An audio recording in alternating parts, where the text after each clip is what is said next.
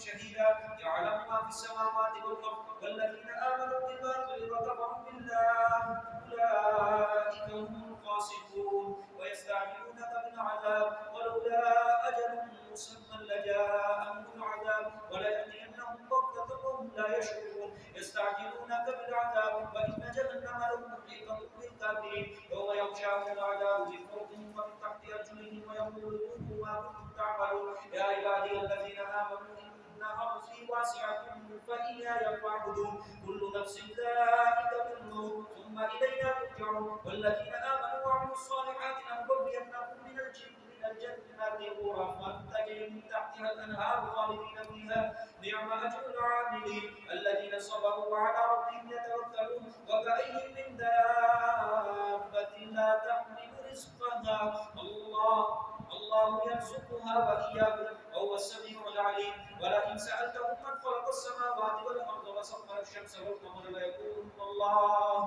فأنى يؤفكون الله يبسط الرزق لمن يشاء من عباده ويقدر له إن الله بكل شيء عليم ولئن سألتهم من نزل من السماء ماء فأحيا به الأرض من بعد موتها ليقولن الله قل الحمد لله بل أكثرهم لا يعلمون وما هذه الحياة الدنيا إلا لهو ولعب وإن الدار الآخرة لهي الحيوان لو كانوا يعلمون فإذا ركبوا في الفلك دعوا الله مخلصين له الدين فلما نجاهم إلى البر إذا هم مشركون ليكفروا بما آتيناهم وليتمتعوا فسوف يعلمون أولم يروا أنا جعلنا حرما آمنا ويتخطف الناس من حولهم أفبالباطل يؤمنون وبنعمة الله يكفرون ومن أظلم ممن افترى على الله كذبا أو كذب بالحق لما جاء أليس في جهنم مثوى للكافرين والذين جاهدوا فينا لنهدينهم سبلنا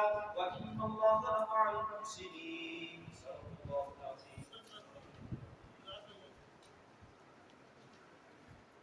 یہ جو کل آیت تھی وَلَا تُجَادِلُوا أَهْلَ الْكِتَابِ إِلَّا بِالَّتِي هِيَ أَحْسَنُ، اس میں آپ صلی اللہ علیہ وسلم کو اللہ پاک نے حکم بیان فرمایا کہ آپ اہل کتاب سے بحث و مباحثہ نہ کریں، یہودیوں سے بحث و مباحثہ نہ کریں مگر بہتر طریقے پر، لیکن جو ان میں سے ظالم ہیں، بے انصاف ہیں، ضد و اناد کے اوپر جو ڈٹے ہوئے ہیں، ان کے ساتھ آپ بحث و مباحثہ کر سکتے ہیں، مجادلہ کر سکتے ہیں۔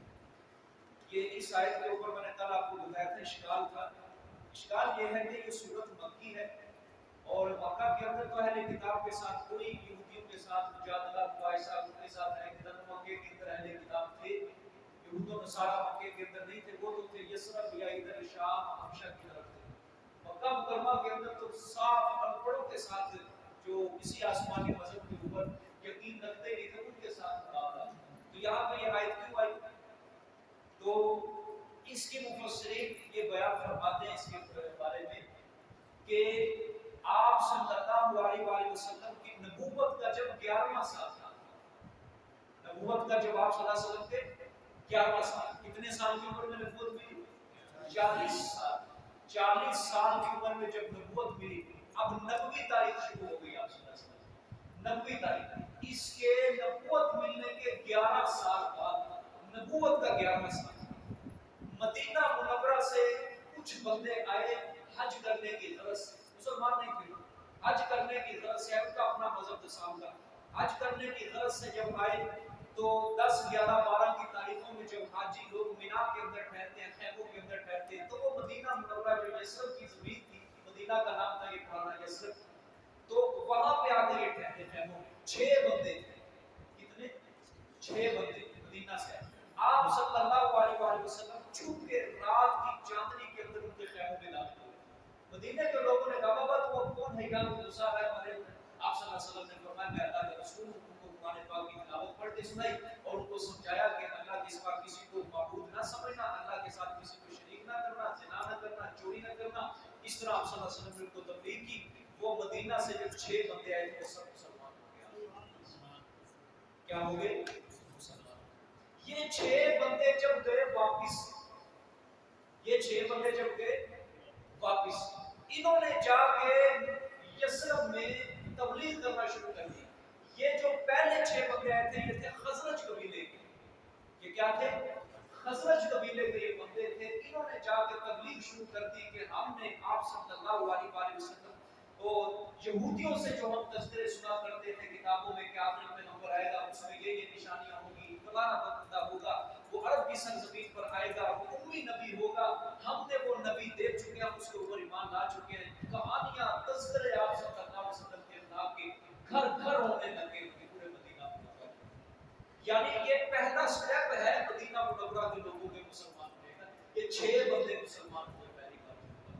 अगले साल जब हज का महीना आया, नबूवत का तक 12वां साल, ये बंदे अपने साथ 6 और लेके आए। कितने? 6 बंदे ये अपने साथ और लेके आए। तो आए आप सल्लल्लाहु अलैहि वसल्लम फिर से मिले, इस दफा ये 12 मुसलमान हुए। कितने हो गए? 12 बंदे मुसलमान हो गए इस दफा। तो फिर ये वापस गए। अब आया नबूवत का 13वां साल। इस बार इन्होंने मदीना मुनव्वरा के अंदर जाके तबलीग की। ये जब दूसरा काफिला आया था मदीने से, इन्होंने कहा यार सुना मुसलमान तो हो गए, लेकिन हमारे पास कोई आलिम नहीं है जो हमें आगे दीन इस्लाम की बातें समझाए, सुनाए, कुरान की तिलावत समझाए। आप हमें कोई अपना मुअल्लिम दे दें। आप सल्लल्लाहु अलैहि वसल्लम ने हजरत मुसअब बिन उमैर रज़ियल्लाहु ताला अन्हु इनके साथ भेजे। मुसअब बिन उमैर रज़ियल्लाहु ताला अन्हु ये वो सहाबी जो ग़ज़वा उहद के अंदर शहीद हुए। इनकी शक्ल मुबारक आप सल्लल्लाहु अलैहि वसल्लम की शक्ल मुबारक से मिला जुला थी। जब ये ग़ज़वा उहद में शहीद हुए, शैतान ने अफ़वाह उड़ा दी कद कुतिला मोहम्मद सल्लल्लाहु अलैहि वसल्लम शहीद। आप सल्लल्लाहु अलैहि वसल्लम इनके बारे में फरमाया करते थे जब ये शहीद हुए, इनके बारे में आता है कि जब ये घर से निकलते थे, एक ऊंचे मालदार घराने से ताल्लुक रखने वाले मुसअब बिन उमैर रज़ियल्लाहु अन्हु मालदार घराने से, जब घोड़े के ऊपर सवार करके जा रहे होते थे, रास्ते के अंदर बड़े-बड़े लोग बच्चों को रास्ते से हटाते थे, दूर हट जाओ मुसअब बिन उमैर। जब भी घर से निकलते थे, बालों के अंदर कंघी करके, महंगा तरीन जो सैकड़ों दिरहम से कम नहीं होता था, एक लिबास पहन के घोड़े के ऊपर सवार होकर मुअत्तर होकर खुशबू महकी से महकी लगा के निकला करते थे। लेकिन जब ग़ज़वा उहद के अंदर शहीद हुए, कफन भी पूरा नसीब नहीं, कफन भी पूरा नसीब नहीं। अल्लाहू अकबर। जब सर ढांपते थे, पाँव नंगे हो जाते थे, पाँव ढांपते थे, सर ढांपते। अल्लाह। जब दीन इस्लाम को बंदा कबूल करता है, दुनिया छोड़नी पड़ती है। उसके नजरों के अंदर दुनिया, माल, पैसा सब कुछ हकीम हो जाता है। उसके लिए फिर दीन जो है वो सबसे ज्यादा बड़ी दौलत बन जाती है। ये मौलवी बना कर फिर जब तीसरी बार है, 72 बंदों का काफिला लेके आए मदीना मुनव्वरा से। अच्छा, पहली जो बैत हुई थी ना, दूसरी मर्तबा जब मुसलमान हुए थे, 12 हो गए, वो थी बैत उला, बैत उक़बा उला। फिर जब तीसरी मर्तबा 72-73 बंदों ने आके आप सल्लल्लाहु अलैहि वसल्लम के हाथ में कलमा पढ़ा, ये थी बैत उक़बा सानिया, जिन्होंने इस्लाम के ऊपर बैत की थी मदीना मुनव्वरा के लोगों ने, बैत उक़बा सानिया। समझे? ये जो उक़बा का इलाका है ना, मिना के करीब है, मक्का मुकर्रमा से 2 मील के फासले पर है। उक़बा मिना के करीब है। वहां पे मस्जिद भी बनी थी जहां पे बैठ के ये बैत हुई थी ना। आप सल्लल्लाहु अलैहि वसल्लम हर साल मदीना के लोगों से बैत करते थे इस्लाम की। वहां पे मस्जिद भी बनी थी और उस वक्त के लोग नमाज़ भी पढ़ते थे, लेकिन अब सिर्फ उस मस्जिद के आसार में से। बाद में कोई बादशाह आया और उसको तामीर करवाया, लेकिन उसकी इच्छा पूरी नहीं, मेरे ख्याल से उसके सिर्फ दीवारें ही दीवारें हैं। लेकिन ये जो मकाम है, ये ज़ियारत का ये किसी बंदे को पता नहीं जिस जगह पे बैठ के ये क्या हुई थी बैत है। अल्लाह किसी को तौफीक दे जाने की इसकी ज़ियारत मक्का मुकर्रमा से 2 मील के पास में है। उक़बा जगह का नाम है, वहां पे मस्जिद खास जिस बंदे ने सीरत मोहम्मद सल्लल्लाहु अलैहि वसल्लम का मुताला किया हो उस बंदे को पता होगा, वरना नाम बंदे को कोई वहां के रहने वालों को भी नहीं पता, किसी को नहीं पता कि किस जगह बैठ के है। अल्लाह किसी को तौफीक दे जाने की इस जगह क्या है। अच्छा, अब जहां के मदीना मुनव्वरा के हो गए मुसलमान, अब वहां पे इनके ताल्लुक थे यहूदियों के साथ। ये जाके फिर यहूदियों से करते थे बहस व मुबासा कि हमने क्या कर लिया है, उसके अंदर सारी निशानियां पाई हैं, उस नबी के अंदर जो तुम्हारी तलाक कहती है। ठीक है, अब ये आके आप सल्लल्लाहु अलैहि वसल्लम से सुनाते सारी बातें, आप सुना यहूदियों ने ये कहा, यहूदियों ने ये سوال جواب یہودی ڈالتے تھے، اس سے یہ سوال کرنا، اس سے یہ سوال کرنا. تو اس بارے میں اللہ پاک نے بلا تجادلوا اہل الکتاب الا بالذی احسن، ایمان والوں کو منع کر دیا کہ تم اہل کتاب جو اچھے ہیں نا ان سے پیسوں باسن، ہاں بہتر طریقے پر دلائل کے ساتھ ان سے پیسوں باسن، لیکن جو بے انصاف ہیں ضدی ہیں ان کو تم کیا کر سکتے ہو، زور ڈال سکتے ہو، تم کی بات ان کو جواب دے سکتے ہو. انہیں صحابہ نے جب تیسری مرتبہ بیعت کرنے کے لیے مدینہ کو گئے تھے، انہوں نے کہا تھا یا رسول اللہ صلی اللہ علیہ وسلم آپ ہمارے نہ تشریف لے آئے مدینہ منورہ. پہلے وہ یثرب تھا، پھر وہ پہلے مدینہ تھا، لیکن آپ کے جانے سے وہ مدینہ منورہ ہو گیا. کون جانتا تھا اس یثرب کی زندگی، کس کو پتا تھا اس یثرب، لیکن میرے پیغمبر کے قدم لگے، ان قدموں کی نسبت سے وہ مدینہ منورہ ہو گیا. یہ لوگ آئے، انہوں نے کہا کہ آپ ہمارے یہاں تشریف لے آئے. آپ صلی اللہ علیہ وسلم کے چچا تھے عباس، آپ صلی اللہ علیہ وسلم کی عمر میں 2 سال بڑے تھے. اس وقت یہ کافر تھے، یہ پتہ مکہ یہ 7 ہجری میں مسلمان ہوتے ہیں حضرت عباس جو آپ کا چچا، وغیرہ پہلے کافر تھے. تو جب انصار کے لوگوں نے، یثرب کے لوگوں نے کہا کہ آپ ہمارے پاس تشریف لیں، حضرت عباس نے آگے کہا بابا پہلے میری بات سن لو، جو اس کا مرید ہوتا ہے نا پھر اس کو مصیبتیں برداشت کرنی پڑتی ہیں. پورے عرب سے ٹکر لینا ہے اگر اس کو اپنے ہاں لے کے جاؤ گے. پہلے مجھے یہاں پہ پورا معاہدہ دو، اس کی بات حفاظت کرو گے جا کے. جتنی مرضی مصیبتیں پریشانیاں آئیں اس کو چھوڑنا نہیں ہے، تمہیں اس کا ساتھ دینا ہے. پورا عرب تمہارے اوپر بڑھ کے سامنے آ جائے گا تمہارے ساتھ، پکا وعدہ دو.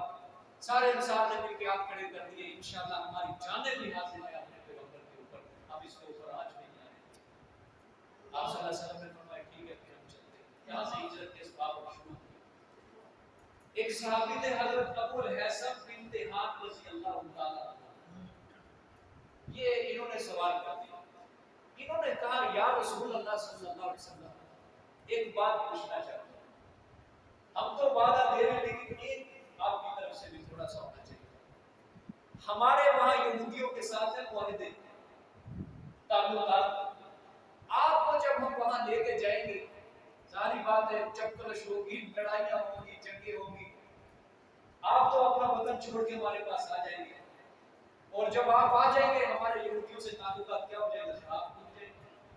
اگر کچھ سال کے بعد اللہ نے آپ کو فتح دے دی، مکہ پھر دے دیا، آپ چلے جائیں مکہ، واپس پیچھے سے ہم یہودیوں کے ہتھے چڑھ کے مر جائیں، اس کا پھر کیا بنے گا. آپ صلی اللہ علیہ وسلم ہنس پڑے. آپ صلی اللہ علیہ وسلم نے فرمایا فکر نہ کرو، تمہاری جان میری جان ہے، جس سے تمہاری صلح مجھ سے میری صلح، جس سے تمہارے تعلق مجھ سے میرے تعلق. یہ ہجرت کے اسباب، یہ مدینہ کے لوگ جو تھے اس طرح مسلمان ہونا شروع ہوئے تھے، اس طرح سمجھے. پھر جب ہجرت کر کے آپ صلی اللہ علیہ وسلم اپنے صحابہ کو لے کر گئے، پھر وہ بن گئے انصار، یہ بن گئے مہاجر. انصار کو اس وجہ سے کہا جاتا ہے کہ انہوں نے مہاجروں کی مدد کی، نصرت سے ہے نا، انصار نصرت سے انہوں نے مدد کی تھی. پھر آپ صلی اللہ علیہ وسلم نے بھائی چارے کے درمیان قائم کروایا.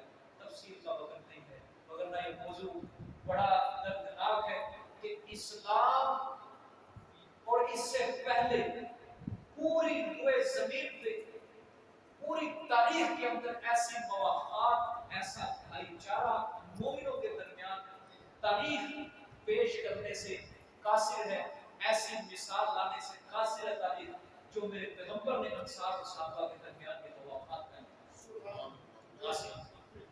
نہیں کر سکتے. جس انصار کے پاس 2 بیویاں تھیں، اپنے مہاجر بھائی کو کہا کہ میں ایک دو پسند کر ان میں سے جو تجھے پسند آئے گی میں اس کو طلاق دے دوں گا. مال غنیمت آتا تھا، انصار کہتے تھے یا رسول اللہ ہمیں ضرورت نہیں، ہمارے مہاجر بھائی یہ ہمارے گھروں کے اندر ہی. اللہ اکبر. تو آگے دیکھیں وَكَذَلِكَ أَنزَلْنَا إِلَيْكَ الْكِتَابَ. یہ دلیل نقلی، ایک دلیل نقلی بھی تھی نا اس میں، دلیل نقلی اہل کتاب سے. اور اسی طرح اتارا ہم نے طرف آپ کے کتاب کو فَالَّذِينَ آتَيْنَاهُمُ الْكِتَابَ يُؤْمِنُونَ بِهِ. یہ دلیل نقلی ہے. بس وہ لوگ جو دی ہم نے ان کو کتاب بھی دی اور سمجھ بھی دی. یؤمنون بِهِ ایمان لاتے ہیں ساتھ اس کے، کس کے؟ قرآن پاک کا. وَمِنْ هَؤُلَاءِ مَن يُؤْمِنُ بِهِ. اور ان مکہ والوں سے بھی وہ لوگ ہیں جو ایمان لائیں گے اس کتاب پر بھی، اس کتاب پر. ٹھیک ہے، دیکھیں دلیل نقلی. اللہ پاک نے پہلے ترغیب دی وَكَذَلِكَ أَنزَلْنَا إِلَيْكَ الْكِتَابَ. اللہ پاک نے فرمایا کہ یہ عظیم الشان مدلل کتاب یہ ہم نے آپ کو اوپر اتاری ہے، لہذا ایمان والوں کو چاہیے اس کتاب کے اوپر عمل کریں. ترغیب آگے پھر فَالَّذِينَ آتَيْنَاهُمُ الْكِتَابَ يُؤْمِنُونَ، جن کو ہم نے تورات دی ہے، انجیل دی ہے، وہ اس قرآن کے اوپر بھی کیا لا چکے ہیں. تو یہ اس قرآن کے سچا ہونے کی دلیل ہے کہ پرانے مذہب کے جو لوگ تھے، پرانی کتابوں پر جو ایمان لاتے تھے، انہوں نے اس قرآن کو بھی کیا کر لیا، کیونکہ تورات انجیل کے اندر ہم نے اس پیغمبر کی اور اس قرآن کی کیا دیکھی، بشارتیں دی تھی سر، وہ انہوں نے سمجھا اور اس قرآن کے اوپر بھی کیا کر لیا انہوں نے عمل کر لیا. ٹھیک ہے، اب دیکھو یہاں پہ بھی اہل کتاب کی بات ہے. اگر یہ کہو کہ آیت مدنی ہے تو اس آیت سے مراد ہوں گے حضرت عبداللہ بن سلام. اگر ہم کہیں کہ یہ آیت مکہ مکرمہ کے اندر ہی تو پھر اس سے مراد ہوں گے حبشہ کے لوگ. کون سے؟ حبشہ. اگر ہم حبشہ کے لوگ لیں تو پھر کوئی اعتراض کوئی بات ہے ہی نہیں، سیدھا سادہ مفہوم بن جائے. حبشہ کے جو لوگ تھے نا، آپ کو پتہ ہے کس نے جا کے حبشے کے بادشاہ سے مناظرہ کیا تھا؟ وہ مسلمان تھا. بتا سکتا ہے کوئی؟ جی ہاں، جعفر طیار رضی اللہ، حضرت علی کے بڑے بھائی. انہوں نے جا کے حبشہ کے بادشاہ کے سامنے، عیسائی تھا، سورۃ مریم کی تلاوت کی. سورۃ مریم کی جب تلاوت کی، وہ سورۃ مریم کی تلاوت سن کے رونے لگے. نجاشی ٹھیک ہے، اور لیکن صحابی تو نہیں بنا تھا کیونکہ وہ آ نہیں سکا آپ صلی اللہ علیہ وسلم کو دیکھنے، لیکن ایمان قبول کر لیا اور اس کا غائبانہ نماز جنازہ بھی پڑھا گیا. مدینہ منورہ کے اندر فوت وہاں ہوا حبشہ، اور جب آپ صلی اللہ علیہ وسلم کو اطلاع ملی مدینہ منورہ کے اندر کہ نجاشی بادشاہ فوت ہو چکا ہے، آپ صلی اللہ علیہ وسلم نے نماز جنازہ پڑھائی. اور چونکہ ہمارے نزدیک غائبانہ نماز جنازہ نہیں، لیکن وہ معجزہ تھا آپ صلی اللہ علیہ وسلم. اللہ نے سارے پردے ہٹا دیے تھے درمیان سے اور نجاشی بادشاہ کی میت کو سامنے آپ نے جنازہ 7 ہجری کے اندر جب مکہ خیبر کا قلعے فتح ہوئے تھے، آپ صلی اللہ علیہ وسلم واپس جا رہے تھے، فتح ہو گئی. آپ صلی اللہ علیہ وسلم کو خیبر کی بڑی خوشی ہوئی. جعفر طیار مکہ سے ہجرت کی تھی کیونکہ مسلمانوں نے پہلے پہل مدینہ نہیں ہجرت کی، 2 ہجرتیں حبشے کی طرف پہلے ہو چکے. پہلا قافلہ حضرت عثمان کا گیا، دوسرا قافلہ حضرت جابر کا گیا حبشے کی طرف. پھر یہ وہاں سے تقریباً 10 12 13 سال رہے حبشہ میں. جب خیبر کا قلعہ 7 ہجری میں فتح ہوا، مدینہ منورہ مسلمان بھی پہنچے. 7 سال بعد حضرت جعفر حبشے سے پھر مدینے گئے. جب آپ صلی اللہ علیہ وسلم خیبر سے واپس جا رہے تھے، حضرت جعفر تیار آیا اپنے قافلہ میں. آپ صلی اللہ علیہ وسلم اتنا خوش ہوئے، آپ نے فرمایا میں بیان نہیں کر سکتا کہ مجھے آج خیبر کے قلعے کی زیادہ خوشی ہے یا اپنے بھائی جعفر کے آنے کی زیادہ خوشی ہے. میں بیان نہیں کر سکتا. سبحان اللہ، ایک قافلہ پورا لے کے آئے تھے نا، وہاں پہ تبلیغ سر انجام دے رہے تھے. آپ صلی اللہ علیہ وسلم خوشی اس بات کی ہوتی ہے میرا مشن آگے جانے کا کیا رہے، میرا مشن آگے چلتا رہے. جو آپ صلی اللہ علیہ وسلم کا مشن چلا رہا تھا اس سے آپ صلی اللہ علیہ وسلم بڑا خوش ہوا کرتے تھے، بڑا خوش ہوا. سمجھے گی؟ ہاں، اللہ اکبر. دیکھیے یہ واقعہ پڑھنا کبھی سارے آج کل موبائل ہے نا، ہر کسی کے پاس، گوگل کے اوپر لکھنا کبھی حضرت جعفر طیار رضی اللہ عنہ مسلمانوں کی حبشہ کی طرف ہجرت، جو سارے اسباب واقعات ہیں یہ سارا پڑھ کے آنا تھا. میں پوچھوں گا کس کس نے اس کا مطالعہ کیا ہے. اور نجاشی بادشاہ کے سامنے حضرت جعفر نے جو پورا مناظرہ کیا تھا وہ سارا پڑھ کے سمجھ گئے. تمہاری آنکھیں کھل جائیں گی کہ کس طرح یہ دین کے لیے صحابہ کرام نے قربانیاں دیکھیے. وما یجحد بآیاتنا الا الکافرون، اور نہیں انکار کرتے ساتھ ہماری آیات کے مگر کافر. ضدی لوگ، انادی لوگ ہماری آیات کو نہیں مانتے. آگے دیکھیں وما كنت تتلو من قبله من كتاب ولا تخطه بيمينك اذا لارتاب المبطلون. صداقت رسول صلی اللہ علیہ وسلم. اللہ پاک نے فرمایا، مشرکین کہتے تھے یہ لکھ کے لے کے آتا ہے. کیا کہتے ہیں؟ پرانی کتابوں سے پڑھتے ہیں، لکھ کے ہمارے سامنے مضمون لے کے آتے ہیں. اللہ پاک نے اس کا جواب دیا کہ میرے پیغمبر آپ تو نہ لکھنا جانتے ہیں نہ پڑھنا جانتے ہیں. اس قرآن کے اترنے سے پہلے آپ اپنے دائیں ہاتھ سے نہیں لکھا کرتے تھے، نہ پڑھنا جانتے تھے. تو جب آپ نہ لکھنا جانتے ہیں نہ پڑھنا جانتے ہیں تو ان بےمانوں کو تسلیم کرنا پڑے گا کہ جو بندہ نہ لکھنا جانتا ہے نہ پڑھنا جانتے ہیں، ہم کیوں کہہ رہے ہیں کہ یہ اپنی طرف سے گھڑ کے لے کے آتے ہیں؟ اب تو ان کو ماننا چاہیے کہ جو پڑھنا نہیں جانتا، جو لکھنا نہیں جانتا، ان کو ماننا پڑے گا کہ یہ آپ کے اوپر جو قرآن اتر رہا ہے یہ وحی کے مطابق اتر رہا ہے، لہٰذا اللہ کے سچے رسول۔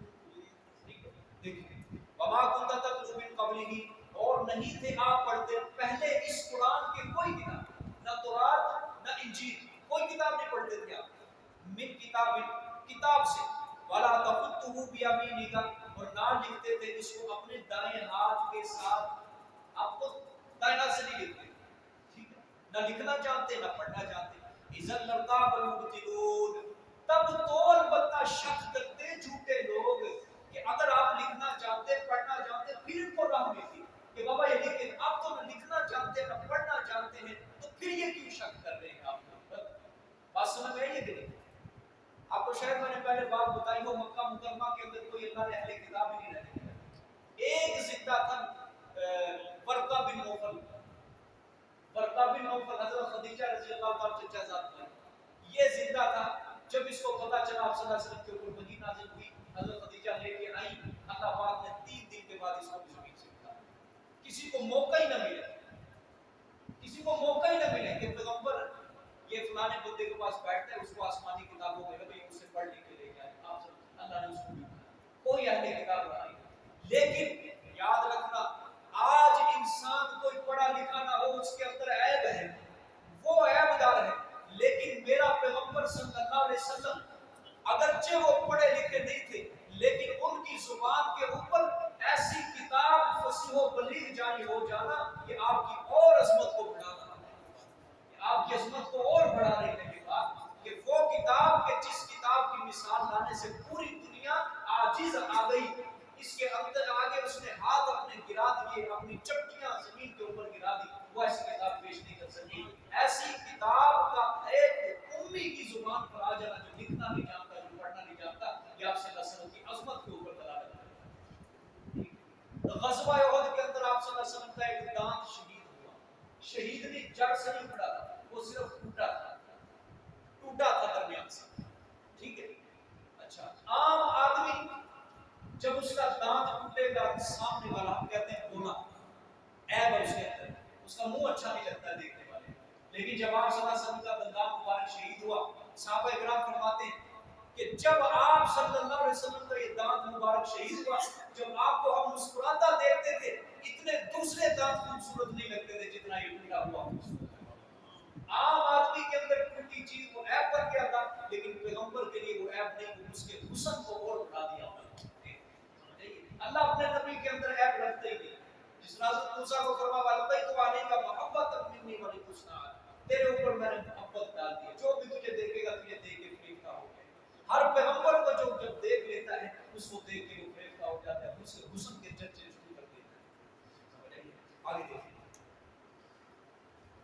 بل هو آیات بینات فی صدور الذین اوتوا العلم وما یجحد بآیاتنا الا الظالمون، بلکہ یہ آیات ہیں بالکل واضح بیچ سینوں ان لوگوں کے جو دیے گئے علم کو۔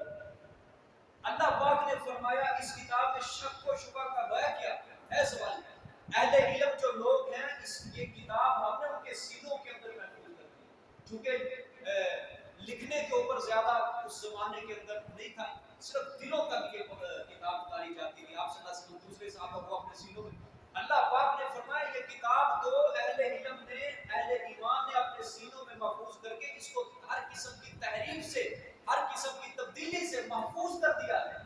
کس طرح تم کہہ سکتے ہو کہ یہ کتاب اپنی طرف سے لکھ کے لے آتا ہے یا اپنی طرف سے گھڑ کے لے کر آتا ہے؟ یہ کتاب اللہ پاک نے فرمایا اہل علم کے سینوں کے اندر ہم نے اس کتاب کو محفوظ کر دیا، اور یہ طریقہ آج تک جاری ہے۔ وما يجحد بآياتنا الا الظالمون، تو نہیں انکار کرتا ساتھ ہماری آیات کے مگر ظلم کرنے والے۔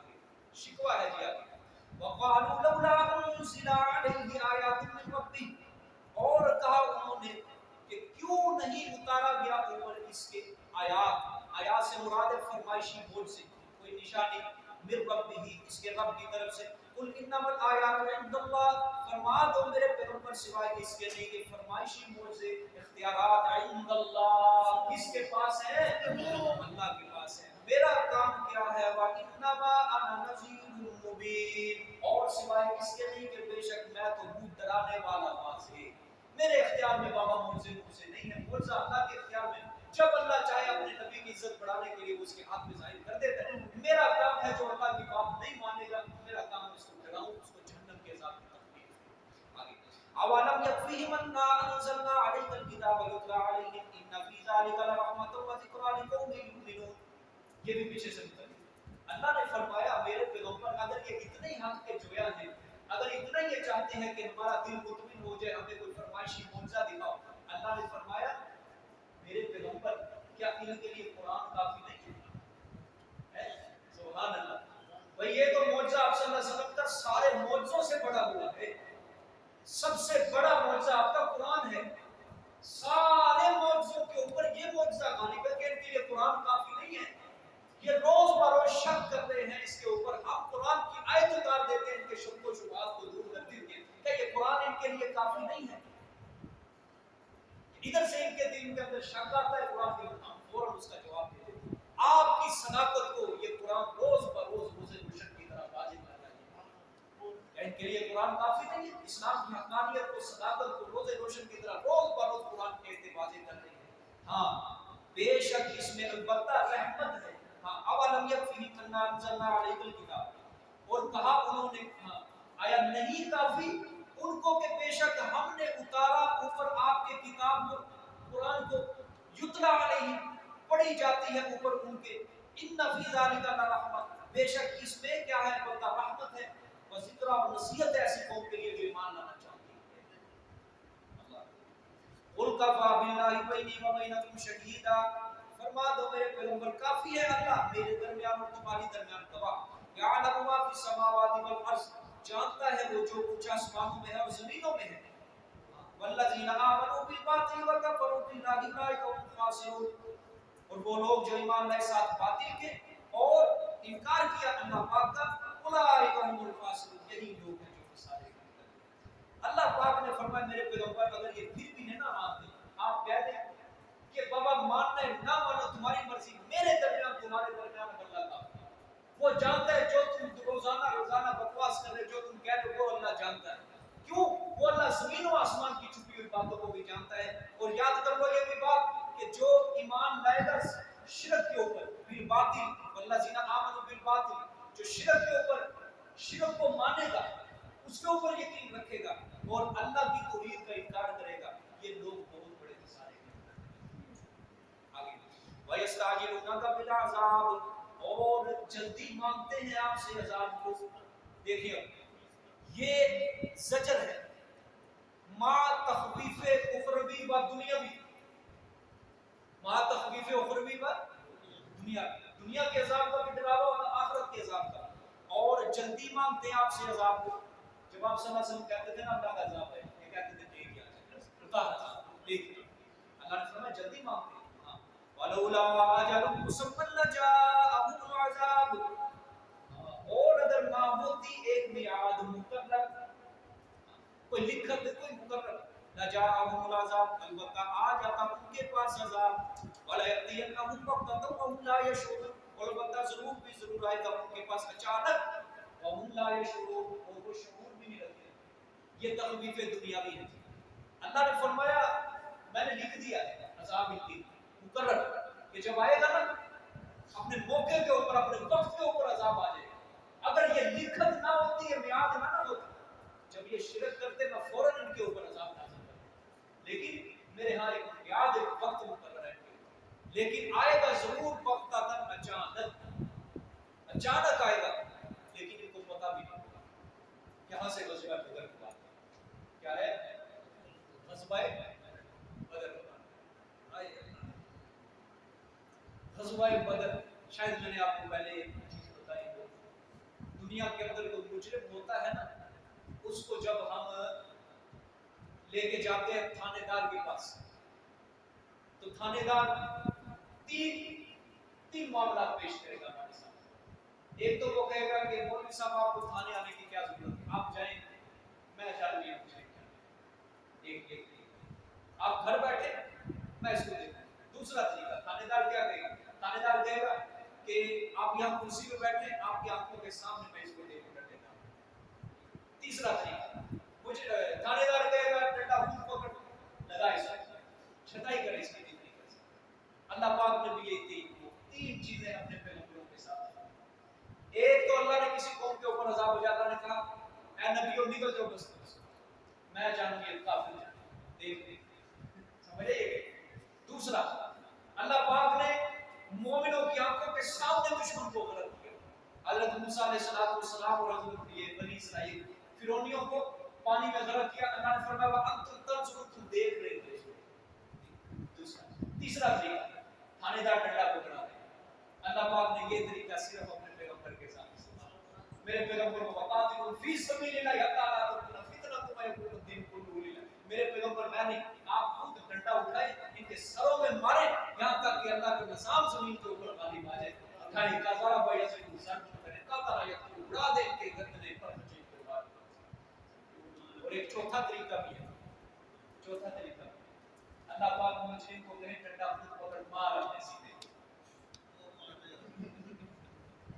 سمجھے ہی کہ نہیں.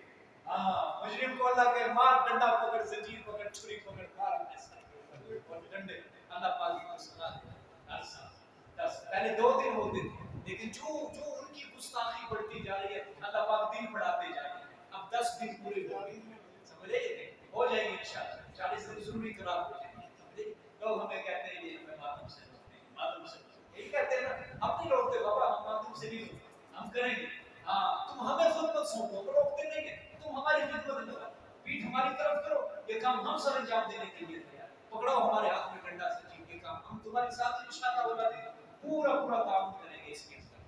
میرے شاہ جی سے کسی نے سوال کیا کہ سید داؤد شاہ بخاری رحمۃ اللہ علیہ شین نے آگے کہا کہتے شاہ جی دیکھو ہمارے اوپر ہر سال ہمارے زنجیریں لگتی ہیں جسموں کے اوپر ہمارے زخم ٹھیک ہو جاتے ہیں سمجھ تو ہم اللہ کے نزدیک مقبول ہیں ہم سچے لوگ ہیں. شاہ جی نے کہا زخم ٹھیک اس لیے ہو جاتے ہیں زنجیر بھی تمہاری ہاتھ بھی تمہارا.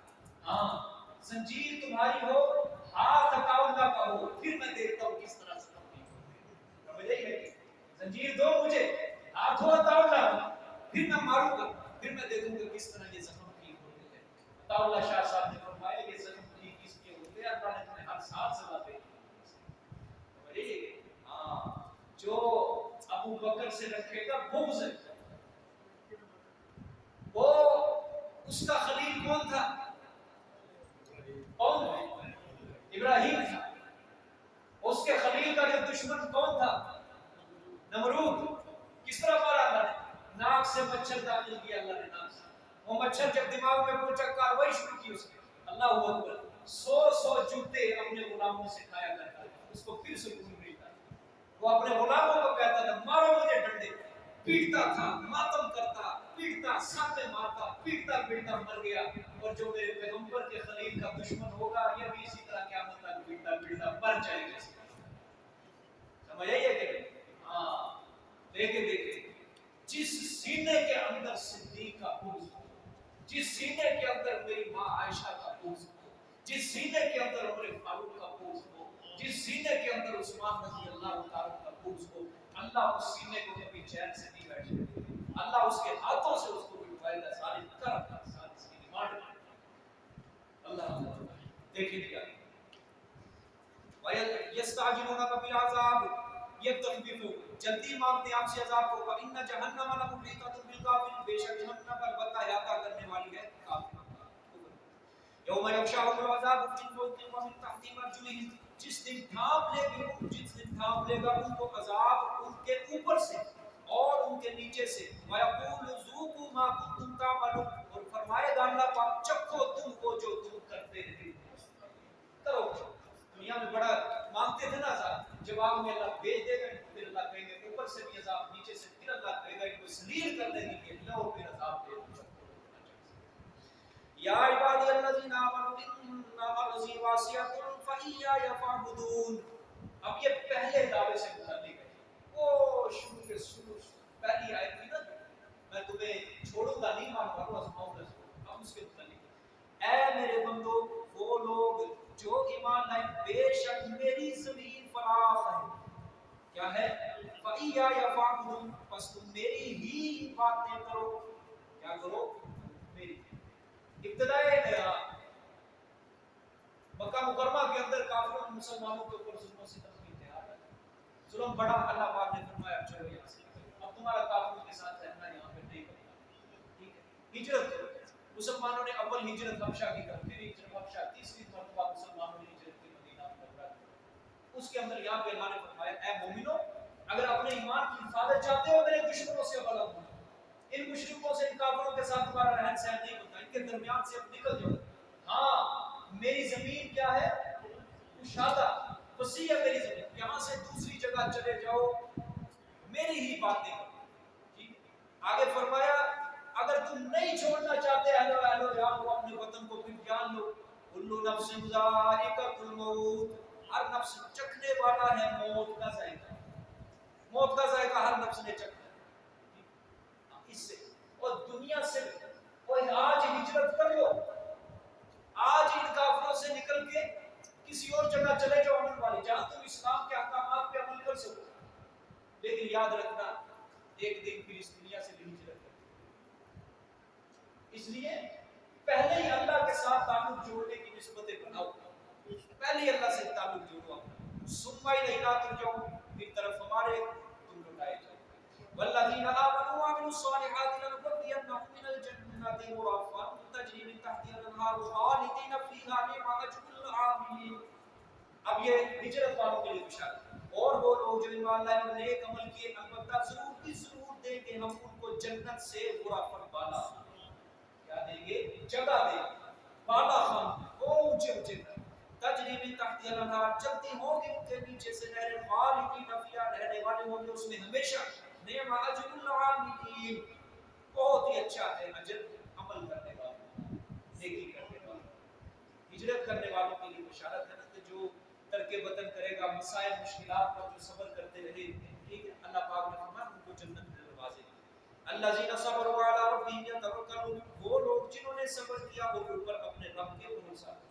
صبر ہجرت کے اندر کتنی مصیبتیں آتی ہیں, مشکلات آتی ہیں. کوئی آسان کام ہے اپنا وطن چھوڑنا, رشتہ دار کو چھوڑنا. ان کے اوپر انہوں نے صبر کیا اور توکل کیا. کون سا توکل؟ اپنے رب پہ, کہ جہاں بھی ہجرت کر کے چلے گئے اللہ ہمارا رزق نہیں مانگ کرے گا, رزق دے گا.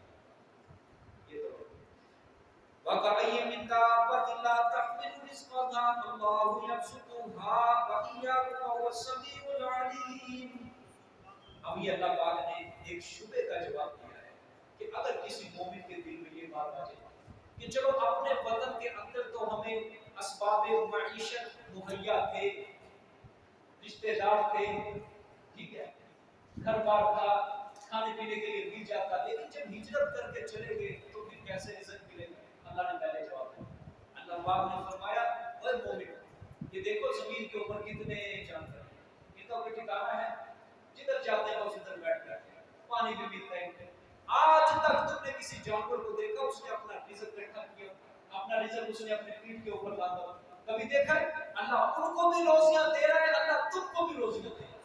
ہاں میں جانوروں کو, کتوں کو, خنزیروں کو میں رزق دے سکتا ہوں, تم تو میرے مہاجر ہو, تم تو میرے پیار ہو, میں تمہیں رزق نہیں دوں گا. سبحان اللہ, کہنا آسان ہے, ذرا خود بھی سوچو. ایسے قرآن کے لیے تم چھٹیاں کرتے ہو, دنیا کے لیے مجھے فلانی شادی کرنی ہے, مجھے فلانی شادی, میں ادھر بولتا ہوں چھوڑو شادی کو, کیا کرنا ہے؟ اپنی شادی ذاتی ہو میرے سامنے عذر پیش کرو. یہ عذر ہے, کسی کی شادی کیا عذر ہے؟ لوگوں کی شادیوں میں جا رہے ہیں, اپنی شادی کوئی ہو, دوسری شادی کروانی ہے کراؤ. ہم بھی دعا کریں گے اللہ اس کے کاروبار میں اس کی دوسری بیوی کو بابرکت بنا. اس کے یہ عذر ہے, ایسا یہ سنت کے اوپر عمل کر رہے ہو, سمجھے یہ نہیں. باقی دنیا میں فلانے کام چلا گیا تھا, فلانے کام چلا گیا, ایسی اتنا بڑا درس چھوڑ کے تمہیں اتنا نقصان کیا ہے جی؟ میں فلانی جگہ نہ جاتا, اپنا کام نہ کرتا, میرا کام تباہ ہو گیا. اللہ کو کمزور سمجھیے, تم اللہ کی خاطر پھر درس میں آؤ, اللہ تمہارا وہ کاروبار بھی درست کر دے گا. دیکھیں گے وَكَأَيٍّ مِّن دَابَّةٍ لَّا تَحْمِلُ رِزْقَهَا, اور کتنے جانور ہیں جو نہیں اٹھا رہے رزق اپنا, نہیں اٹھا رہے.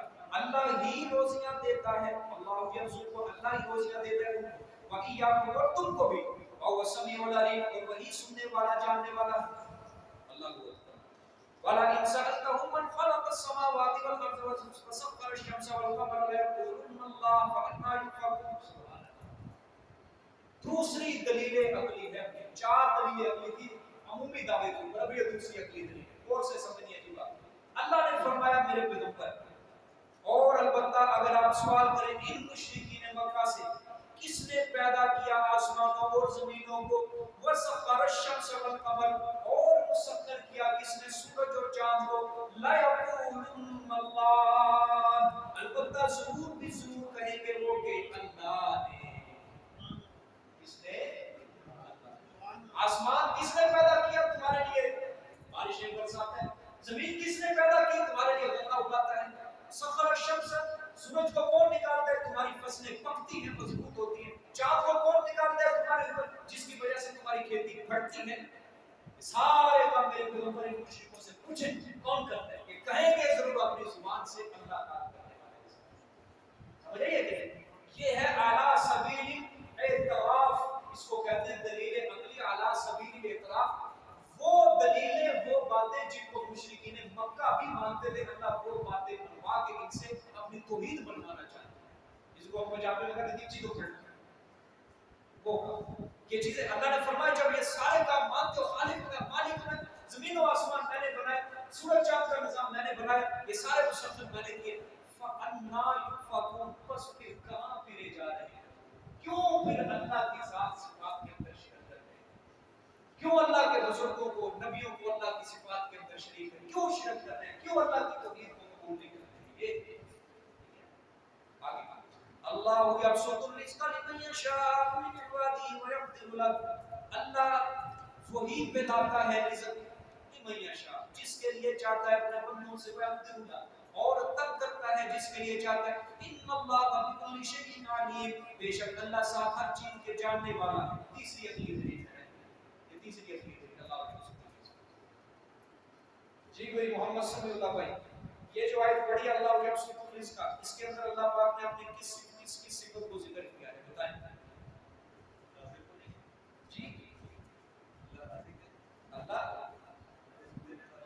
ہاں رازق تو ہے، بالکل ساری صفتیں سب کو نظر آ رہی ہیں، لیکن جو اصطلاحات کے مطابق ہے وہ آپ بتائیں گے؟ نہیں بھائی کوئی نہیں بولے گا جی، ایک مختار کو دوسری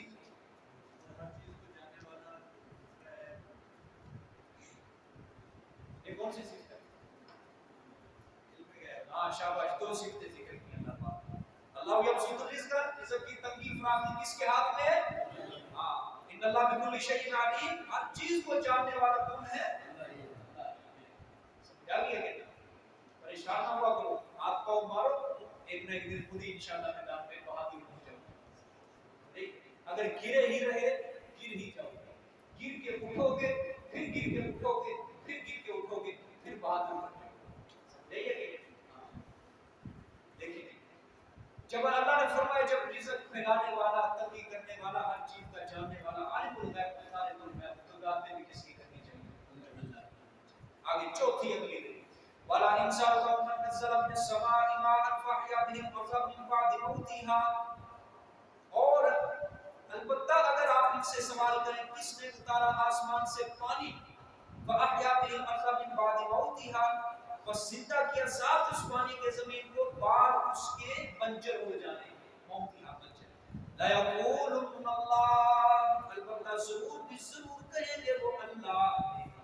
یہ مشرکین مکہ کے عقائد ہیں، ان کے عقائد ہیں، اور کون بیان کر رہا ہے؟ کہ مشرکین مکہ جانتے تھے کہ زمین و آسمان سے پانی برسانے والا کون ہے، اور اسی پانی کے ذریعے زمین کو زندہ بھی کرنے والا کون ہے؟ یہ مشرکین مکہ۔ اب تمہارے ذہن میں سوال آئے گا کہ وہ مشرک ہو کیوں کہا گیا جب وہ اللہ کو مانتے؟ میں نے آپ کو سمجھایا تھا اللہ کو مان لینے سے انسان کو وحید نہیں ہوتا، اللہ کی ماننے سے انسان، اللہ کو مان لینے سے انسان صرف موحد نہیں ہوتا، بلکہ اللہ کی ماننے سے انسان موحد ہوتا ہے۔ اللہ کیا کہتا ہے؟ لا الہ الا میرے سوا الہ کوئی نہیں، یہ بات اللہ کو مانو، پھر کیا کہو گے تو موحد نہیں۔ ہاں اللہ نے فرمایا میرے پیغمبر جب یہ اقرار کر لے اس بات کا کہ یہ سارے کام کرنے والا کون ہے؟ اللہ، تو پھر قل الحمدللہ، فرما دو میرے پیغمبر کی ساری تعریفیں کائنات میں کس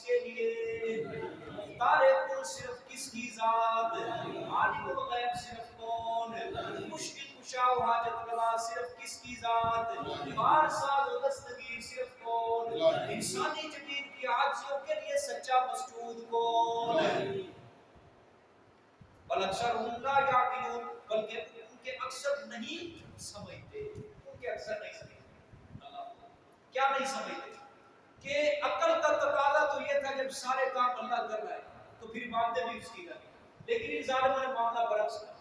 انہوں نے باوجود دنیا کے ہوشیار ہونے، اپنے آپ کو سمجھتے تھے ہم عقل مند ہیں، ہم ہوشیار ہیں، یہ کیا کر بیٹھے، آخرت سے غافل ہو گئے اور آخرت کو چھوڑ کر دنیا کے شدائی بن گئے، دار حیات کو چھوڑ کر دار فانی کے اوپر فریفتہ ہو گئے۔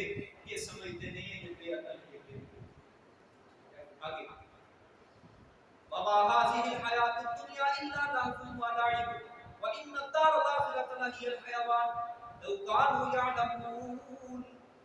دنیا کی تحقیر کو اللہ نے بیان کیا، حقارت دنیا، اور نہیں ہے یہ زندگی دنیا کی مگر بہلانا اور کھیل تماشا، بس جس کے پیچھے تم بھاگ رہے ہو۔ اللہ نے فرمایا کھیل تماشا، دل بہلانا ہے، بس دل بہلانا۔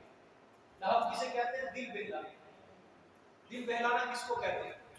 جب آپ چھوٹے چھوٹے ہوتے تھے، آپ ایک بانس کا ڈنڈا پکڑتے لمبا سا، پھر ایک ٹانگ ادھر ایک ٹانگ ادھر، اس کو گھسیٹ کے لے کے جاتے، آپ کہتے تھے کہ میری ریل گاڑی، لیکن اس کا نتیجہ ثمرہ کوئی نہیں، دل بہلایا جاتا ہے۔ وہ ریل گاڑی ہے، ریل گاڑی بس کھیل تماشا ہے۔ اسی طرح یہ دنیا ہے جس کے پیچھے انسان بھاگ رہا ہے نا، یہ کھیل تماشا ہے بس۔ اللہ لیکن وَإِنَّ الدَّارَ الْآخِرَةَ لَهِيَ الْحَيَوَانُ، اور بے شک گھر آخرت کا البتہ یہی اصل زندگی ہے۔ یہی ہے کہ نہیں؟ کیا ہے؟ یہی اصل دنیا کیا ہے؟ کھیل تماشا جس کے پیچھے انسان برباد کر رہا ہے اپنی زندگی کو، برے دوستوں کے پیچھے اپنی زندگی کو برباد کر رہا ہے، برے لوگوں کے پیچھے لگ کے اپنی زندگی کو برباد کر رہا ہے، حرام کھا کے اپنی زندگی کو برباد، اپنی آخرت جو ہمیشہ کے لیے زندگی ہے اس کو کیا کر رہا ہے؟ دعا برباد کر رہا ہے۔ اور اللہ نے فرمایا آخرت کا گھر کیا ہے؟ اصل زندگی ہے، وہاں تمہیں سکھ ملے گا، سکھ ملے گا وہاں پہ، جنت کے اندر جاؤ گے، جنت کی انگنت لا تعالی بے شمار نعمتیں تمہیں وہاں پر میسر۔ دنیا کے اندر تو تم بیویوں سے بھی دھکے کھاتے ہو، لیکن جنت کی بڑے تمہارے قدم میں چوم چوم کے تم پاؤں دھو دو گے، تمہارے پیار رہیں گے، تمہیں سکھ ہی سکھ ملے گا، گھریلو اعتبار سے بھی تمہیں سکھ ملے گا، اور بیرونی اعتبار سے، اندرونی اعتبار سے ہر جگہ سکھ، وہی اصل زندگی ہے۔ تمہاری جتنی بھی خواہشیں ہیں تمہاری پوری کرنے کو اللہ پاک نے فرمایا، دنیا کے اندر بس ان کاموں سے ہٹ جاؤ، جنت کے اندر اس سے جو مانگو گے تم دے دوں۔ سمجھ آئیے اللہ لو کانوا یعلمون، کاش کہ وہ جان، کاش کہ وہ، اللہ نے فرمایا کیا کر لیتے؟ جان لیتے۔ سبحان اللہ۔ بھائی جس جگہ ہر وقت کوچ کا تبر بجتا رہے وہ جگہ دل لگانے کا نہیں، جس جگہ ہر وقت کوچ کا تبر بجتا رہے وہ جگہ دل لگانے کی۔ آپ کی دکان، آپ نے کوئی دکان کی، دکان کے اندر آپ نے بیٹھے کاروبار کیا، لیکن آپ کو کسی نے کہا تھا، بابا مالک نے کہا یہ دکان تیرے پاس مہینہ ہے، بس مجھے سچی بات بتا، مہینے کے لیے آپ کے پاس وہ دکان، آپ اس دکان کو رنگ کرواؤ گے؟ کوئی اس دکان کی پہلے بولی جو خراب ہو کرواؤ گے؟ تمہارے ذہن میں کیا ہے؟ تھوڑے سے کیا کیا دے رہا اپنی جگہ سے جا کے دینا، اوتھے دے رہا۔ اور یہ دنیا بھی ایسے ہے، یہ دنیا بھی ایسے ہے، یہاں 50 سال ہے، 60 سال ہے، یہاں دل لگا کے بیٹھ گئے، یہ تو دار فانی ہے، اور اس دار فانی کو چھوڑ کر دار حیات کے ساتھ دل لگاؤ، وہ اصل زندگی ہے۔ ہم دار حیات کو چھوڑ کر دار فانی کے پیچھے پریشان ہوئے پڑے، یہ بے عقلی ہوئی ہے۔ جس انسان کو صرف اتنی بات سمجھ آ کر میری یہ زندگی نہیں ہے، دنیا آخرت کی زندگی ہے، وہ سب انسان کامیاب ہے جس کے دل میں خوف آخرت، خوف خدا، خشیت الہی ہر وقت اس کا دریا پروزت رہتا ہے، اللہ کی امید کے ساتھ وابستگی اور اللہ کا خوف ہر وقت دل میں رہتا ہے، وہ سب انسانیت کے اعلیٰ معیار پر آگے دیکھیں فَإِذَا رَكِبُوا فِي الْفُلْكِ دَعَوُا اللَّهَ مُخْلِصِينَ لَهُ الدِّينَ۔ یہ بھی مشرکین مکہ کا شرک اللہ نے بیان کیا، زجر کیا۔ اللہ نے فرمایا پس جب سوار ہوتے ہیں کشتی کے اندر، دعوا اللہ مخلصین لہ الدین، پکارتے ہیں وہ اللہ کو خالص کرنے والے اسی کے لیے پکار. ٹھیک ہے. وَلَمَّا نَجَّاهُمْ إِلَى الْبَرِّ بس جب ہم نجات دیتے ہیں ان کو طرف خشکی کے اذا هم یشرکون تو فوراً کیا کرتے ہیں وہ شریک کرتے ہیں. کشتی میں جا رہے ہیں, مصیبت میں کشتی پھنسی, گرداب میں پھنسی, طوفان میں پھنسی, بھول گئے سب کچھ. حضرت ابراہیم, حضرت اسماعیل سب خالص کس کو پکارنے لگے اللہ. دیکھو قرآن کہتا ہے مخلصین خالص, بھول گئے سب کو پتہ چل گیا کہ ہاں کوئی بابا مسلم نہیں ہے دریا میں, یہاں اللہ بچائے. سمجھے یہ کہ ہاں. اور اللہ نے فرمایا جب ہم نجات دیتے ہیں ان کو ظالم کیا کرتے ہیں خوشی کیا کرتے ہیں پھر کہتے ہیں نہیں حضرت اسماعیل نے موتا نہیں کر سکتا, حضرت ابراہیم نے پوچھا, وہ لاتا ہے مناتا ہے عزا ہے فلانا بابا ہے اس نے کشتی. دیکھو مشرکین مکہ کشتی کے عین اندر بیٹھ کے خالص پکار رہے ہیں اللہ. اور آج کا مشرک کشتی کے اندر بیٹھ کے کس کو پکارتا ہے؟ معین الدین چشتی لگا دے پار کشتی. کہتے ہیں کہ اب سچی بات بتاؤ, انصاف اور فیصلہ کرو, وہ 1400 سال پہلے شرک سنگین تھا یا آج 1400 سال کے بعد؟ یہ ان سے بھی بدتر ہے, یہ گندے ان سے بھی گئے. ہمارے استاد محترم ایک واقعہ سنایا کرتے تھے. ایک بندہ مولوی صاحب سچا ہوتا ہے, پرانے وقت ہوتے تھے, دریا کا سفر ہوا, دریا کے اندر سفر کرنے ایک مشرک اندر بیٹھا ہوا, کشتی پھنس گئی, ہوائیں چلی مخالف سمت. ایک مشرک اندر سے اٹھ کے اس نے بغداد کی طرف آنا, اور بغداد والے کشتی کو جا, اندر ایک موحد بھی بیٹھا ہے. وہ موحد اٹھ کے کہنے لگا, وہ موحد جو تھا اس نے اٹھ کے اس کے منہ کی طرف ہاتھ اٹھا دیا. اس نے بغداد کی طرف, اس موحد نے اٹھ کے اس کے منہ کی طرف کر کے ہاتھ اٹھا دیا. اس نے کہا بابا وہ بغداد والے کی طرف اوپر وہ کشتی بچائے گا. اس نے کہا میں اس کے لیے نہیں, میں تیری محنت سماجت کرنے کے لیے آیا ہوں, اور خدا کے لیے کسی پکارنا ہے. آج جمعرات ہے, کل ہے جمعہ, خدا کے لیے کل میں نے جا کے اپنی مسجد میں جمعہ پڑھانا ہے. کسی پکارنا ہے تو اس کو پکار جو ابھی میری کشتی نکالے. جس کو تو پکار رہا ہے وہ تو 12 سال کشتی کر کے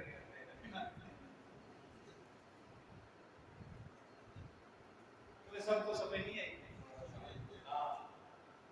12 سال کشتی کر کے رکھے گئے, اور تو اس کو پکار جو کہ فوراً کیا کرتے ہیں جمع کھیلنے پڑو نا 2 منٹ ڈے ہو گئے مجھے یہ اللہ آگے کیوں شرک کرتے ہیں؟ اللہ نے فرمایا لیکفروا بما آتیناہم, تاکہ مکرتے رہے ہمارے دیے سے. ہاں ولیتمتعوا, چاہیے کہ وہ نفع اٹھا لیں جتنا اٹھا سکیں. وسوف یعلمون, پسند قریب جان. اللہ نے فرمایا شرک اس لیے کرتے ہیں تاکہ دنیا کے اندر جو مشرکوں کے اندر باقی اتفاق محبت دوست ہیں اس کو بس قائم رکھا جائے, بس نفع ملتے رہے. اللہ نے فرمایا اٹھا لو جتنا. چاند لوگ پھر مرنے کے بعد آؤ گے نا, میں تمہاری FIR اچھی طرح کاٹوں گا, اپنے من میں اچھی طرح سامنے. اولم یروا انا جعلنا حرما آمنا ويتخطف الناس من حولهم افبالباطل یؤمنون وبنعمت اللہ یکفرون. سبحان اللہ. آیا نہیں دیکھا انہوں نے کہ بے شک کیا ہم نے حرم کو امن والا. اللہ احسان یاد دلا رہے مشرکین مکہ. ظالموں, دلائل کے اندر غور و فکر نہیں کرتا, چلو میرے احسان کے اوپر ہی دیکھو. جس شہر کے اندر تم رہ رہے ہو میں نے اس کو کیا بنایا ہے, امن والا بنایا ہے. تمہیں کوئی ہاتھ نہیں ڈال سکتا, تمہیں کوئی قتل نہیں کر سکتا. سارے لوگ عرب والے سارے تمہاری عزت کرتے ہیں, لیکن جو تمہارے حرم کے ارد گرد رہ رہے ہیں وہ لوگ قتل و غارت سے وہ محفوظ نہیں ہیں. تم قتل و غارت سے محفوظ ہو. ان لوگوں کا جان محفوظ نہیں, مال محفوظ نہیں, تمہارا تو سب کچھ محفوظ ہے. اس احسان کی وجہ سے, اسی احسان کی وجہ سے اس کو ہی مد نظر رکھتے ہوئے میری توحید کو قبول کر لو. ہاں, اولم یروا انا جعلنا حرما آمنا ويتخطف الناس من حولهم, آیا نہیں دیکھا انہوں نے کہ بے شک کیا ہم نے حرم کو امن والا اور اچکے جا رہے ہیں لوگ ارد گرد کے. ويتخطف الناس من حولهم, اچکے جا رہے ہیں لوگ ارد, یعنی جو حرم کو ارد گرد ہیں ان لوگوں کی جان مال محفوظ نہیں, وہ اچکے جا رہے ہیں. تو ظالموں تم حرم کے اندر رہ رہے ہو, تمہاری تو جان مال سب کچھ محفوظ ہے. یاد رکھو میرے احسان کو یاد کرنا. ہاں یہ آج بھی لوگوں کے اوپر اللہ جس نعمت سے نواز دے نا اس احسان کی لاج رکھتے ہوئے اللہ کی ناشکری نہ کیا کرو. اللہ کسی کو دولت سے مالا مال کر دے اس احسان کو اللہ کو یاد رکھ کے اللہ کے سامنے سجدے کرنے نہ چھوڑا کرو. اللہ کی عبادت سے گریز نہ کیا کرو. وگرنہ جو رب دینا جانتا ہے وہ لینا بھی جانتا ہے. ہم اس بات سے غافل ہو جاتے ہیں رب دینا جانتا ہے لینا نہیں جانتا. اس بات سے ہم غافل ہو جاتے ہیں کہ اس کو لینا نہیں آتا بس دینا. یاد رکھنا جب وہ لیتا ہے دیتا ہے جب لیتا ہے پھر چھوڑتا بھی نہیں. پھر ساری کسر اگلی پیچھے نکال دیتا. کمزور نہ سمجھنا اپنے خدا کو.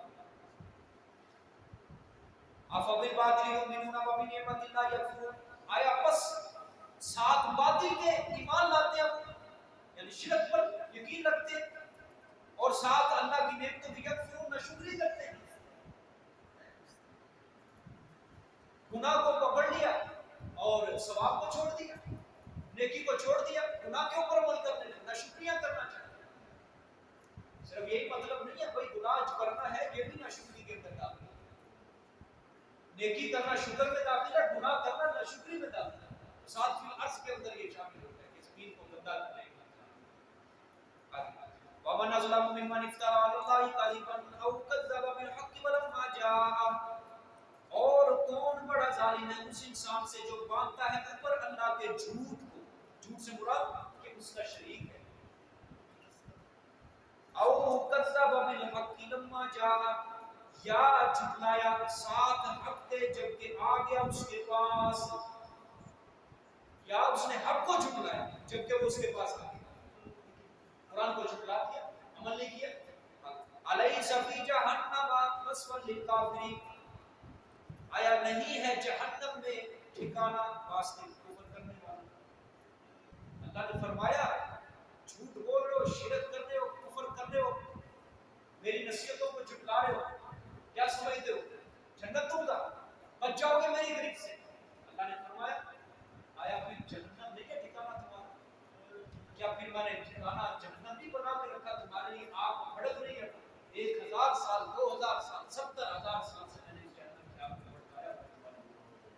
میری ناشکریاں کر کے جاؤ گے کہاں؟ مجھے کمزور سمجھتے ہو. آخرت کی زندگی کے سامنے دنیا کی زندگی ایک قلیل مقدار ہے. دن قیامت کے کافر کیا کہیں گے جب اٹھیں؟ بس دن کا کچھ حصہ یا ایک مقام پہ رات کا کچھ حصہ, بس یہ دنیا ہے. اس سے بھی کم چند گھڑیاں صاف کچھ لمحے بس دنیا کے. الذین جاہدوا فینا لنہدینہم سبلنا. اور وہ لوگ جو مجاہدہ کرتے ہیں ہماری راہ میں. اب یہ پھر پہلے دعوے سے متعلق اللہ نے فرمایا جو مجاہدہ, یہاں سے مجاہدے سے مراد جہاد بھی کفار نہیں ہے بلکہ مکی آیت ہے. مکی آیت میں نفس کے خلاف جہاد, مجاہدہ نفس ہے. کافروں کی ایذا و تکلیفوں کے اوپر مصیبتیں برداشت کرتے ہیں. جب دین کے راہ کے اوپر چلنا ہے تو کانٹے جب چبھیں گے اس کے اوپر صبر کرنا ہے. اللہ نے فرمایا جو مجاہدہ کر رہے ہیں نا ہمارے لیے لنہدینہم سبلنا, البتہ ضرور بھی ضرور رہنمائی کریں گے ان کی اپنے راستے کی طرف. کیا کہا ہے اللہ؟ غور کرو. والذین جاہدوا فینا لنہدینہم سبلنا ہے. اس کا ترجمہ سارے پڑھو غور سے. اللہ نے فرمایا مجاہدہ مشقت محنت جو اٹھائے گا نا اس کو ہم اپنے دین پہ رکھ دیں گے. جس نے مشقت نہیں اٹھائی, محنت نہیں کی, کوئی اس نے مجاہدہ نہیں کیا, ہمارے لیے تکلیف نہیں اٹھائی, ہم اس کو صراط مستقیم نہیں نصیب کریں گے. آخری آیت ہے سورۃ کی آخری آیت. اللہ کیا کہتے جا رہے ہیں؟ بہت بڑا سبق ہے, بہت بڑا سبق ہے. دین حاصل کرنے کے لیے کچھ نہ کچھ کرنا پڑتا ہے. تکلیفیں, مصیبتیں, پریشانیاں برداشت کرنی, رشتہ داروں کو ناراض کرنا پڑتا ہے. باپ, ماں, بہن, بھائی, کوئی دین کے آگے کسی کا سکہ نہیں چلتا. یہاں صرف اللہ کو آگے رکھنا. پھر اللہ کہتے ہیں لنہدینہم سبلنا. بھائی ہدایت کے کتنے درجے ہیں کسی کو بتاؤ؟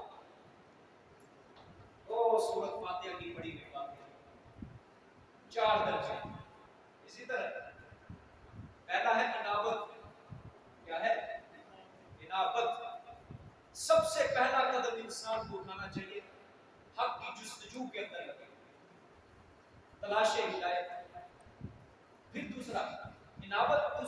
ہدایت، جب وہ تلاش کرے گا حق کو اللہ اس کو ہدایت دے گا، جب حق کی جستجو میں لگے گا اللہ اس کو ہدایت دے گا۔ پہلا سٹیپ انسان نے اٹھایا، دوسرا اللہ پاک ہدایت دے گا، تیسرا سٹیپ استقامت، ٹھیک ہے؟ ہدایت جب مل گئی انسان اس کے اوپر کیا کرے؟ استقامت، کہ اب جس رستے کے اوپر میں چل رہا ہوں، میری ماں آ جائے، میرا باپ آ جائے، میرے رشتے دار، میری پوری دنیا میرے سامنے آ کے ٹکر لے لے، میرے اوپر مصیبتوں کا، مشکلوں کا پہاڑ میرے اوپر برسا دے، سنگریزی شروع کر دے، لیکن اب میں اس رستے سے نہیں ہٹتا۔ یہ استقامت، اب یہ کس کی طرف سے؟ بندے کی طرف، بندہ خود استقامت اختیار کرے، یہ اسٹیپ۔ چوتھا پھر اللہ کی طرف سے ربط القلب، اللہ فرماتے ہیں جو استقامت اختیار کرتا ہے ہمارے دل کے اوپر، مشکلات مسائل کے اوپر صبر کرتا ہے، ہم اس کے دل کے اوپر گرا لگا دیتے ہیں۔ اب یہ گرا کیا چیز ہے؟ کیا چیز ہے؟ اب اس کو میرے دین کی راہوں کے اوپر زخم آئیں گے، اس کا خون بہے گا، اس کے بچے یتیم ہوں گے، اس کے ماں باپ اس کے سامنے قتل کیے جائیں گے، اس کے گلے میں پھانسی کا پھندا لٹکایا جائے گا، اس کو گولیاں بجے گی، اس کے اوپر بم برسائے جائیں گے، لیکن جتنے بھی تکلیفیں زخم اس کو میرے رستے میں آئیں گے یہ ان کو تکلیفیں محسوس نہیں کرے گا، اس کو اور زیادہ لذت محسوس ہوگی۔ کیا ہوگی؟ اور زیادہ اس کو لذت محسوس ہوگی، اس کو مٹھاس معلوم ہوگی، اس کو لطف آئے گا اور زیادہ۔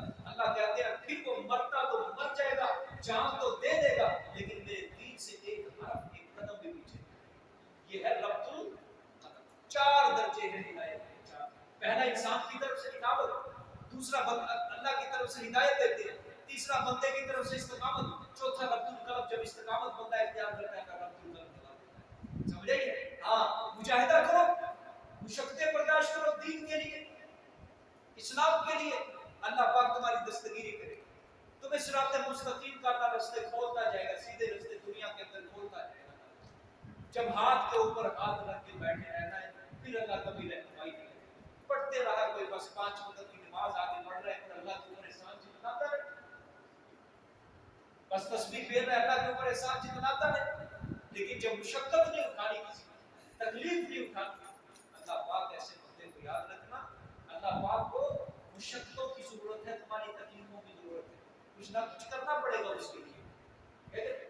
آگے اللہ نے فرمایا جو لوگ مجاہدہ کرتے ہیں نا، وَإِنَّ اللَّهَ لَمَعَ الْمُحْسِنِينَ، اور بے شک البتہ اللہ پاک ساتھ ہیں دل سے نیکی کرنے والے، پھر اللہ کی بھی مدد آئے گی اس کے ساتھ، جب وہ مشقتیں برداشت کرے گا اللہ پاک اس کے دین کی راہ کے آگے لے جائے گا۔